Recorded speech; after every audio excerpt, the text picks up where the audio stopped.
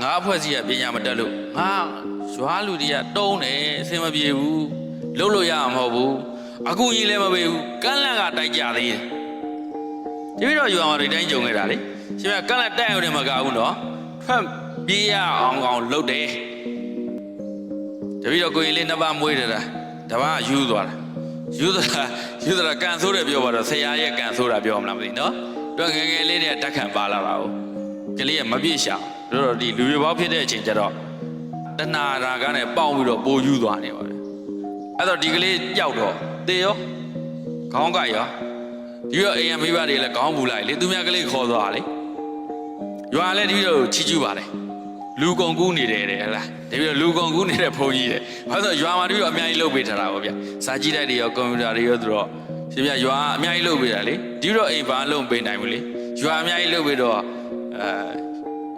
ရွာချီကျူးတာပေါ့ဗျဘာလုပ်တာလဲတော့လူကုန်ကူးနေတဲ့ဘုန်းကြီးတော်တွေကပြန်တွေ့လို့အဲ့မှာရေအုပ်ဖို့ကြီးတွေရှိတယ်ဒီတော့အခုရတနာဘန်းကုန်းမှာထားတာဟုတ်ဗျအုပ်ကြီးတွေရှိတိုင်းနဲ့လေပါအဲ့ဒါမှခုံချလို့သေးသွားတော့ပြီးရောတာတပြီးတော့အလောင်းဖြောက်တာပါညာတာလာလိုက်မယ်ခုတရားရီတိုင်းဘုန်းကြီးလူလာရင်လာအောင်ပါအဲ့ကလေးကနောက်တော့လူနေနဲ့ပြန်တွေ့ပါတယ်ရွှေပြည်သာထဲမှာပြန်တွေ့အဲ့လိုတော့ဟိုကလူဝဲလဲပေးလိုက်တယ်အဲ့ဒါသူမိဘတွေပါခေါ်ပြီးပြန်ပို့လိုက်တယ်အခုတော့ဒီကလေးက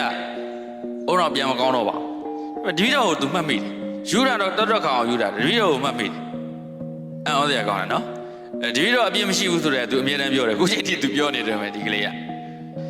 အဲ့ဒါတော့နောက်တစ်ပါးကျတော့လင်္ကာရရသွားပြီတို့တို့ဒီမှာကြမ်းပြီးတော့မရှိဘူးလင်္ကာရဆိုတာပြောနေတယ်လင်္ကာရ၄ဌာနပြီးတယ်ဗျာ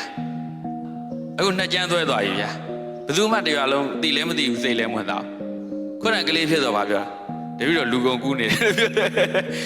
အဲ့ဒါပဲဒီကလှုပ်ပေးတဲ့ရွာနော်ဒီကလှုပ်ပေးနေတာနော်လှုပ်ပေးနေတဲ့လူတွေကပြောခံအေးဆေးပါပဲပြောပါသူတို့လည်းပြောချင်ပြောဒီကလေးလှုပ်ချင်လှုပ်